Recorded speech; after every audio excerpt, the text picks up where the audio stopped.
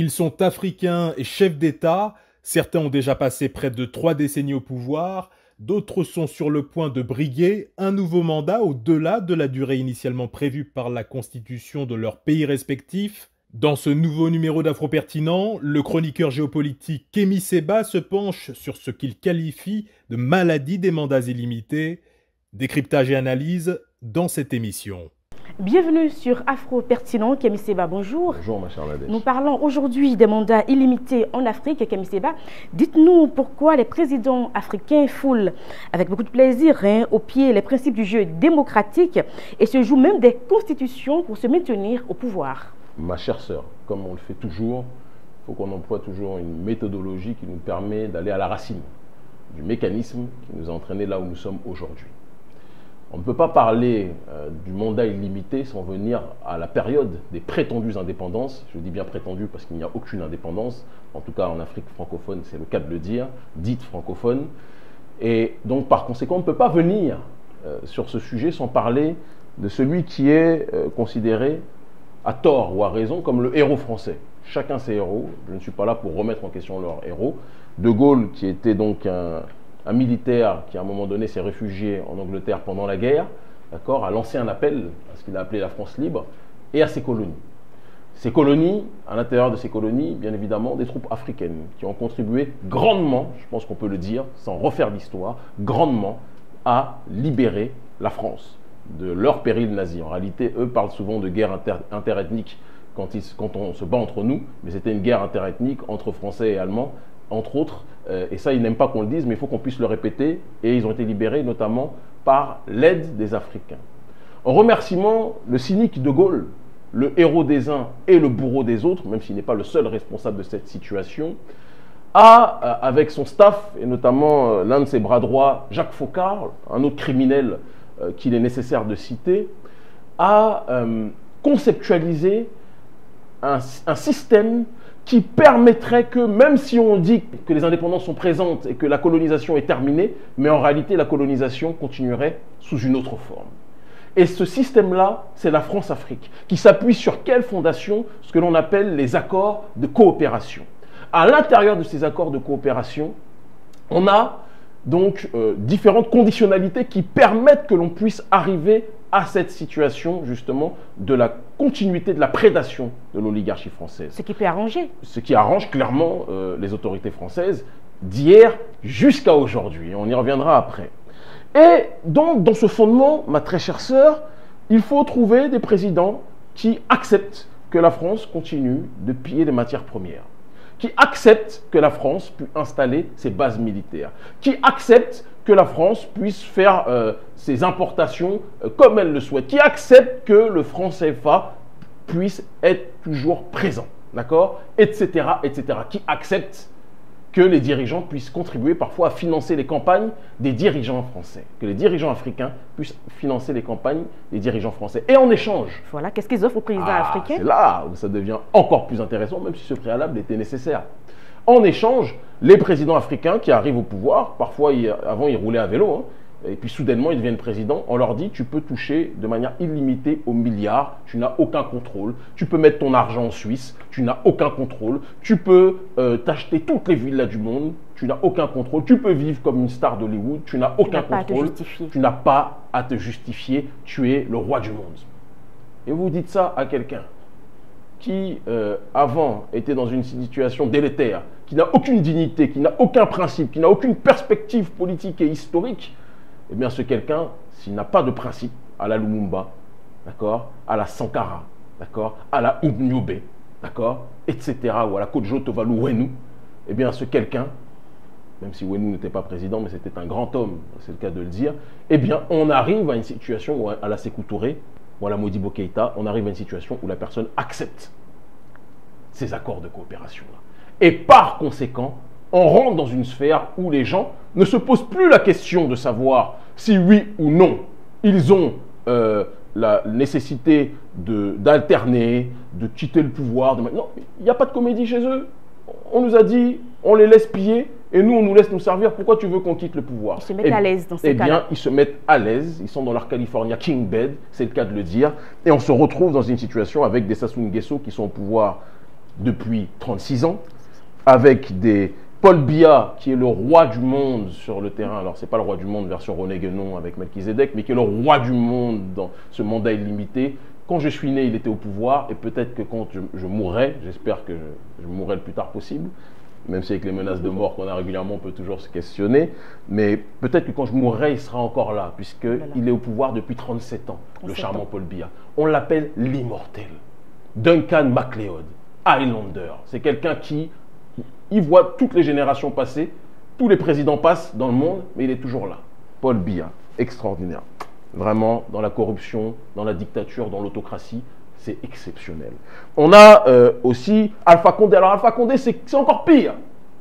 Parce que notre cher Alpha Condé s'est présenté pendant des années comme un opposant à l'impérialisme, ou du moins en tout cas à la dictature. Parce qu'à l'impérialisme, monsieur était coopté par Mendes France, d'accord, Pierre Mendes France. Monsieur était un proche de Bernard Kouchner en France, d'accord. C'est quelqu'un qui, bien qu'étant membre de la FEANF, a quand même été très proche des réseaux néolibéraux qui étaient en poste en Occident. Et donc, celui qui voulait creuser de manière historique était capable, et de manière géostratégique, était quand même capable, c'est toujours facile de dire ça a posteriori, mais de sentir que ce type-là n'était pas forcément l'individu qui nous a fait croire qu'il était durant sa période d'opposition. Il se trouve que, tout de même, il a fait 20 mois de prison, d'accord. Et 20 mois de prison, moi qui ai fait de la prison à plusieurs reprises, je peux vous dire que ce n'est pas un jeu, il faut aussi qu'on soit capable de le reconnaître. Donc, même si je peux mépriser politiquement quelqu'un, il faut que je puisse reconnaître quand il a payé le prix de ses sacrifices. Mais le problème, c'est que lorsque vous payez le prix de vos sacrifices, ça vous donne une légitimité sur un temps. Mais quand vous arrivez maintenant à une autre sphère, vous devez être capable de confirmer les sacrifices qui ont été effectués par vous, et dans la sphère présidentielle, a fortiori. Alpha Condé est au pouvoir depuis 10 ans et veut briguer un troisième mandat. Et il veut briguer un troisième mandat, si vous le permettez. Alors, je n'ai pas parlé de Faure Gnassingbé qui a cru que c'était sa maison. Déjà, son père régnait. Je crois que si on calcule, si on cumule le mandat de son père, le meurtrier, Yadema, d'accord. J'ai croisé un de ses fils qui était très gentil dans l'avion, mais je peux croiser un de ses fils qui sont très gentils, ça ne m'empêche pas de dire que son père était un meurtrier. En tout cas, son père, monsieur Yadema, d'accord, était un meurtrier congénital, réel, on le sait, un boucher au Togo, et son fils, Faure Gnassingbé, n'était pas non plus, n'est pas un ange, c'est le cas de le dire. Et si on cumule les deux mandats? Plus de 50 ans. Plus de 50 ans, Nadège. Plus de 50 ans au pouvoir, donc cette famille, on est dans Dynastie, là, c'est les séries américaines, on croit qu'on peut se servir. Allez mon fils, aujourd'hui c'est toi qui vas diriger, demain ça sera ma fille, tu vas gérer, etc. La démocratie, c'est un mot qu'on voit à la télé, tout sur Wikipédia, mais qui n'existe pas dans certains pays. Et on ne peut comprendre cette situation. Je vais revenir rapidement, si vous me permettez, aussi sur le troisième mandat, parce que c'est quelque chose qui est... Cette maladie-là est une sous-catégorie du mandat illimité, est venue récemment.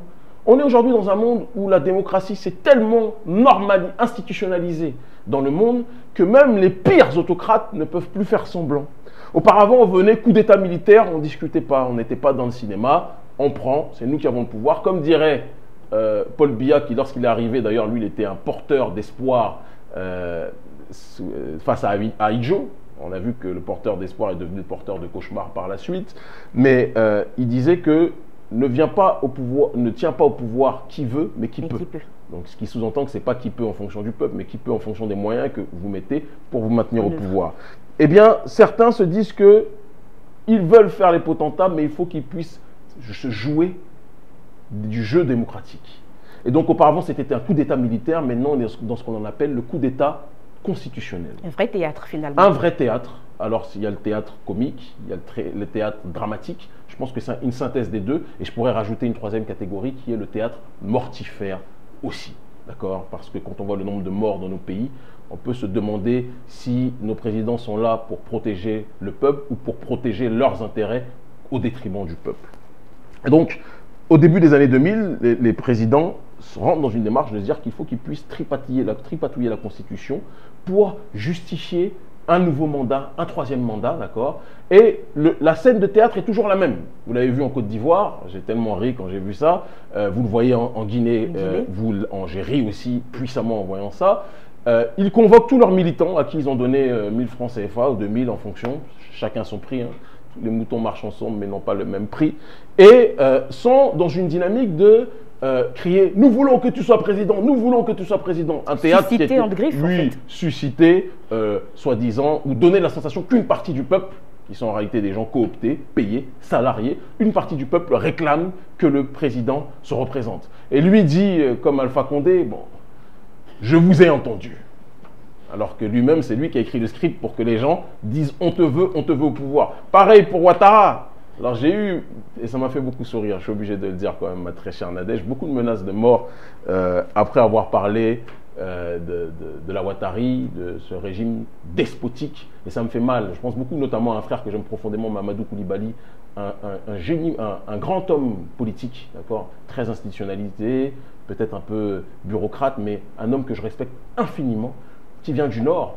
Et je me souviens que la dernière fois que j'avais parlé avec lui, on souffrait de voir la manière dont le pays avait été manipulé, etc., sur fond tribal, sur fond régional, etc.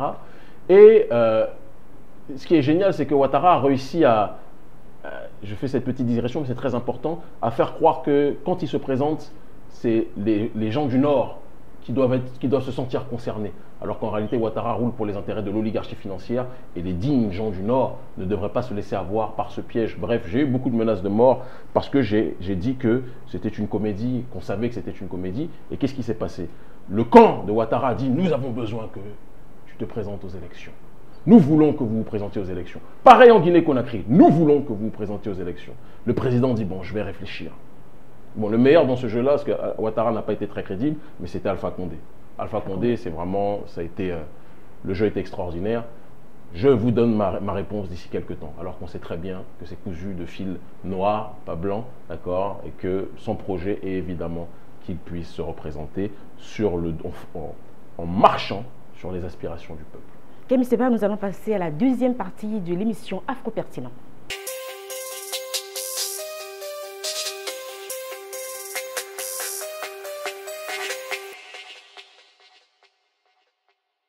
Dans cette deuxième partie de l'émission Afro-Pertinent, nous parlons des constitutions africaines, Kémy Séba, des constitutions qui sont rapidement tripatouillées, amendées.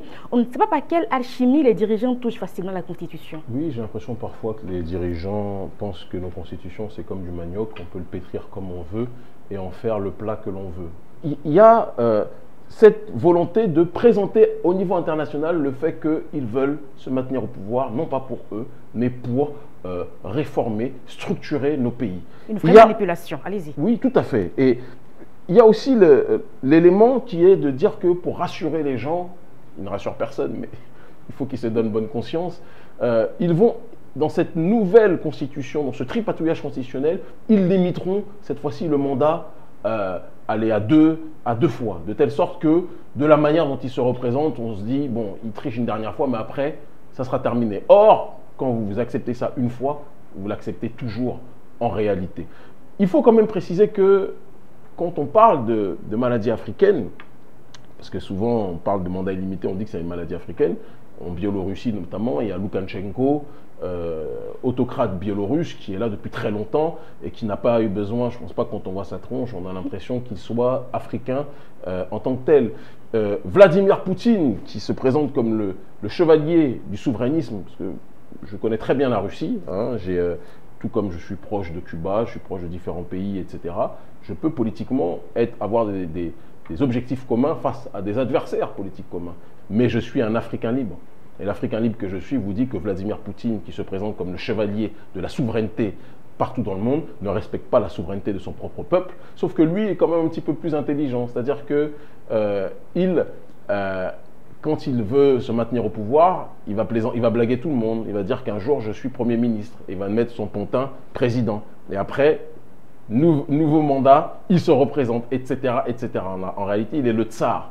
Mais la différence entre un Vladimir Poutine, qui, je le dis et je le répète, ne respecte pas les aspirations de tout le peuple, même s'il donne de la fierté à beaucoup de Russes, parce qu'à l'échelle internationale, il fait en sorte que la Russie existe. Le problème, c'est que dans nos pays, les gens se maintiennent au pouvoir, quitte à tuer s'il le faut, mais ne font rien pour le développement de nos pays à l'intérieur et pour que nos pays puissent avoir une essence à l'échelle internationale. On entend parler de nos pays pour les meurtres des opposants, on entend parler de nos pays, en tout cas de la classe politique de nos pays, pour des raisons qui ne sont pas les raisons honorables, comme ça pourrait être le cas d'un Poutine qui est loin d'être un démocrate. C'est le cas de le dire. Donc il y a une sophistication, en tout cas dans la justification pour se présenter, mais il n'en demeure pas moins que malgré cette sophistication, personne n'est dupé par les propos qu'ils avancent pour se justifier. Et Kémy Séba, lorsque nos dirigeants se représentent donc, on a l'impression qu'il y a une complicité muette avec la communauté internationale. Je ne vous le fais pas dire, Nadège. Il y a une véritable complicité, parfois tacite et parfois explicite. Parce que, bien évidemment, la communauté internationale, et cette fois-ci donc pas simplement l'oligarchie française, voit dans le maintien de ces autocrates la possibilité pour les multinationales qui bien souvent financent les institutions internationales, ça on ne le dit jamais assez, d'accord, voit la possibilité dans le maintien de ces autocrates, la possibilité de pouvoir continuer le pillage, au-delà du précaré historique colonial. C'est-à-dire que là, par exemple, on ne parlera plus simplement de l'élite française, on parlera des Américains, on parlera de l'Union européenne, on parlera d'un certain nombre de conglomérats qui ont tout intérêt à ce que ces autocrates puissent se maintenir au pouvoir. Et c'est le cas d'un Sassou Nguesso. Sassou Nguesso est à la tête d'un pays quand même excessivement riche. Moi, j'ai beaucoup souri. En ce moment, je rigole beaucoup face à la politique parce que, comme on le dit, c'est vraiment un théâtre mortifère. Il y a eu le drame au Liban, d'accord? Et d'ailleurs, drame au Liban, je tiens à préciser que, vous savez, dans des pays où nos populations vivent une négrophobie puissante et profonde, on doit le dire aussi, quand ces pays sont déstabilisés, c'est encore plus dur pour les populations qui vivent la négrophobie là-bas. Il y a des travailleuses là-bas, des mamans là-bas qui travaillent, qui vivent dans des conditions déplorables. L'instabilité politique là-bas et le drame qui s'est passé, paix à l'âme de ces gens qui sont morts là-bas, entraînent que pour nos populations, c'est encore plus difficile. Et donc je tenais quand même à préciser, parce que j'ai vu beaucoup de rest in peace, paix au Liban, protection au Liban, etc. Moi, je suis solidaire de toutes les personnes, j'ai une pensée pour toutes les personnes qui meurent, d'accord, ça c'est clair et net, sans distinction de couleur, mais je n'oublie pas. Je n'oublie pas que notre peuple souffre le martyre là-bas. Il faut aussi qu'on soit capable de le dire. Bref, donc Macron va là-bas et commence à donner des leçons de démocratie, de bonne gouvernance à la population libanaise. Et j'ai beaucoup souri. Mais dans le même temps, ce Macron, on l'entend très peu face à nos autocrates. Parfois, il va avoir des contestations de façade. Ah, je pense qu'il faut quand même un peu de démocratie. Mais dans le même temps, chacun touche ses subsides et tire les ficelles de cette situation. Et c'est la même chose pour les autorités, pour les institutions internationales. L'ONU, qui en réalité n'existe pas, c'est un détail de l'histoire. L'ONU, c'est la juxtaposition de quelques États puissants avec au centre les États-Unis, d'accord, et Israël, qui font ce qu'ils veulent à l'échelle du monde. Et si vous n'êtes pas content, c'est le même prix. Eh bien, chacun d'entre eux ont des intérêts dans le maintien de ces autocrates qui, on doit le reconnaître, ont cette capacité à pouvoir tenir d'une main de fer le pays. Dès que quelqu'un ose ouvrir la bouche pour se plaindre des ressources minières qui sont pillées, il est incarcéré, d'accord, j'en sais quelque chose, ou alors, dans le pire des cas, il est assassiné ou empoisonné. Et après, on fait croire que c'est une crise cardiaque et qu'il est mort de mort naturelle. C'est malheureusement comme ça que ça se passe dans nos pays. Et donc, cela entraîne qu'il y a, même s'il a l'impression qu'on lui jettera l'opprobre un petit peu, mais il y a une certaine sécurité pour les présidents qui se disent, les présidents africains qui se disent, bon, certains vont pousser des petits cris, mais au final, je vais pouvoir continuer à piller comme je le veux. N'oublions pas qu'il y a des accords qui ont été conclus depuis un certain temps par l'oligarchie française et l'oligarchie africaine, et maintenant la communauté internationale qui, comme vous l'avez dit, accepte cette situation. Alors, la limitation des mandats présidentiels reste très utile. Qu'est-ce qu'on va y parvenir finalement en Afrique? Alors, vous posez là aussi quand même une question, ma chère sœur de fond. La limitation des mandats présidentiels est utile. Tout dépend, là encore une fois, du contexte. Et je vais vous dire les choses vraiment comme je le pense. Il y a eu des exemples de dirigeants qui sont restés longtemps, mais qui ont fait des choses grandes pour leur peuple, et qui ont été compris à titre mortem, post-mortem. Kadhafi, je suis obligé de le dire, parce qu'on ne le dit pas assez. Muammar Kadhafi n'était pas un démocrate, il n'était pas dans la limitation de mandat. Mais si vous me demandez si je préfère un Muammar Kadhafi à un valet africain, ou excusez-moi le terme, un président africain soumis complètement aux intérêts occidentaux, je suis désolé de vous le dire, si vous me demandez entre Kadhafi et Macky Sall, le débat est vite réglé. En ce qui me concerne, je préférerais un Kadhafi.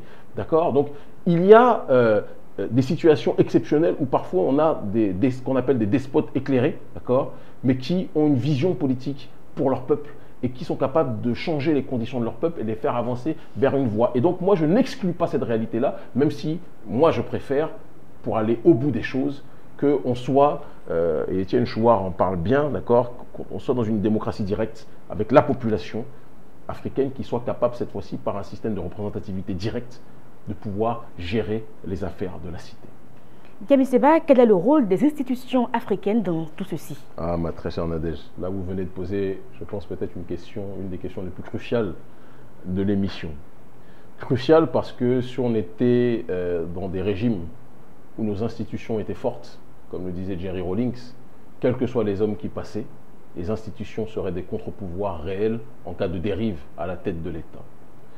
Il se trouve qu'on est aujourd'hui, et je vais commencer par les institutions nationales, puis ensuite dans les institutions continentales, avec l'Union africaine. C'est normal. Quand on parle des institutions nationales, on doit préciser qu'aujourd'hui, le Conseil constitutionnel, quand un autocrate arrive au pouvoir, il se débrouille pour que les membres qui dirigent le Conseil constitutionnel soient, dans leur immense majorité, des gens de son camp.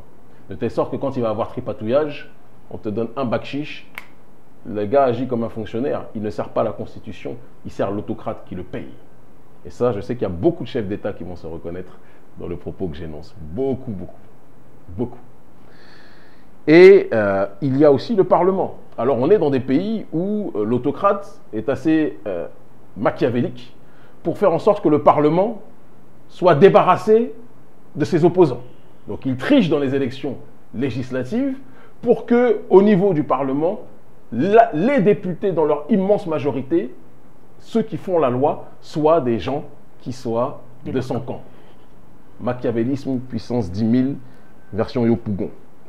On est dans une démarche aussi où le pouvoir religieux ou le pouvoir traditionnel, il faut qu'on puisse le dire avec clarté, et rentrer à un niveau de corruption, je dis et je répète, de corruption qui dépasse l'entendement. Je ne vais pas citer le nom du chef traditionnel, l'un des chefs traditionnels les plus puissants que j'ai vu en Afrique francophone, d'accord, qui avait déjà posé des problèmes à un grand révolutionnaire africain à la tête de nos États, à la tête de l'un de nos États, et qui, je ne vais pas citer son nom parce qu'il y a beaucoup de ses disciples qui sont des gens sincères et je ne veux pas qu'ils perdent l'espoir vis-à-vis de ce chef traditionnel. Mais ce chef traditionnel-là, lorsque je suis venu dans son pays la première fois, il m'a reçu. Et après, il a reçu des pressions et du pouvoir en place et des autorités françaises. Et il a reculé en disant que entre le soutien financier des autorités françaises et du pouvoir en place et la souveraineté africaine, il a fait son choix. Mon exemple n'est pas forcément une norme. Mais ce que je veux vous dire, c'est qu'aujourd'hui, les chefs traditionnels préfèrent servir leurs propres intérêts. Et si leurs propres intérêts vont dans le sens de soutenir l'autocrate, ils le soutiennent. Et ça, c'est quand même quelque chose qui pose un problème, excusez-moi de vous le dire, fondamental. On a, au-delà de ça, aussi une opposition. Parce qu'on ne peut pas parler de contre-pouvoir sans parler de l'opposition qui devrait être le premier contre-pouvoir. On a souvent une opposition qui est plus caricaturale, parfois même que le parti au pouvoir, il faut qu'on puisse le dire. Je pense qu'on est dans l'émission politique africaine où le plus de choses peuvent être dites aujourd'hui, et c'est peut-être pour ça qu'on est autant suivi. Il y a parfois des gens de l'opposition qui sont en réalité des gens du camp de l'autocrate, qui sont payés pour faire croire qu'ils sont de l'opposition, et pour servir en réalité les intérêts du dictateur en place. Je n'ai pas besoin d'être dans la dominem, on peut trouver pléthore de noms qui vont dans ce sens. Il y a maintenant, pire encore, des gens qui sont véritablement des opposants au système, mais qui ne trouvent rien de mieux à faire pour être contre le dictateur que de demander le soutien de la puissance coloniale. Donc on est entre des opposants coloniaux, et un pouvoir dictatorial colonial. Donc certains diront que c'est l'équivalent. D'une façon ou d'une autre, on revient du pareil au même. Certains le penseront, et je pense qu'ils n'ont pas tort sur ce sujet-là. Et enfin, si on va aller au-delà du national pour aller vers le continental, ma chère Nadège, l'Union africaine, qui normalement doit être le gendarme suprême. On parlait la dernière fois d'Haïlé Sélassié lorsqu'il a contribué puissamment, Sa Majesté impériale à la structuration de l'OUA, on est aujourd'hui dans une Union africaine qui est le club des dictateurs. Ils viennent prendre le thé, ils viennent prendre leur mafé, leur tchèp, leur atchéké, leur amiwo, etc. Quand ils doivent sanctionner un dictateur qui fait n'importe quoi, ils se disent toujours dans leur tête, mais si je le sanctionne, quand ça va être mon tour, comment vont-ils réagir? Et donc tout le monde se tait. On est dans un pacte de non-agression. Tout le monde se tient. Tout le monde se tient. C'est le club des autocrates. Et l'Union africaine, si vous demandez aujourd'hui quels sont les moyens pour nommer, je ne respecte pas l'Union européenne, je le dis très clairement politiquement, ils ont du sang sur les mains à bon nombre d'égards. Mais il y a des élections quand même dans l'Union européenne. Il y a des élections européennes. Mais là, pour aller à l'Union africaine, ce n'est pas par le travail électoral, c'est par nomination. Donc si vous êtes, par exemple dans le Parlement notamment, il faut que vous soyez nommé par les dirigeants. Il faut que vous soyez nommé. Bien sûr. Et si vous êtes nommé, celui que l'autocrate nomme ne va pas cracher sur la main qui lui a permis d'être là. Donc c'est un serpent qui se mord la queue. Et dans notre situation, il ne pourra y avoir de changement tant que la population confiera ses espoirs aux sphères que nous venons de citer, plutôt que de compter que sur elle-même. Et c'est ce qui se passe de manière historique quand il y a une césure entre le système de prédation de domination et une volonté inarrêtable de la population d'entrer dans ce processus d'autodétermination. Quand elle va dans ce cycle-là, c'est ce qui semble être le cas au Mali, mais nous devons accompagner, moi, mon ONG est présente dedans, je le dis très clairement, ce n'est pas un secret, d'accord, Urgence Panafricanisme, mais nous devons accompagner et faire en sorte que l'objectif de la souveraineté du peuple cette fois-ci, et non pas simplement de la souveraineté étatique au sens simplement du cadre, mais que la souveraineté populaire puisse être présente. Si on ne va pas dans cette situation-là, comme le disait le docteur Khalid Mohamed, on va toujours arriver à une démarche où ça sera une élite qui succédera à une autre élite. Merci à vous, Kemi Seba. Moi qui vous remercie, Nadège. Aujourd'hui, sur l'émission Info Pertinent, nous avons parlé de la maladie des mandats illimités en Afrique. Au revoir.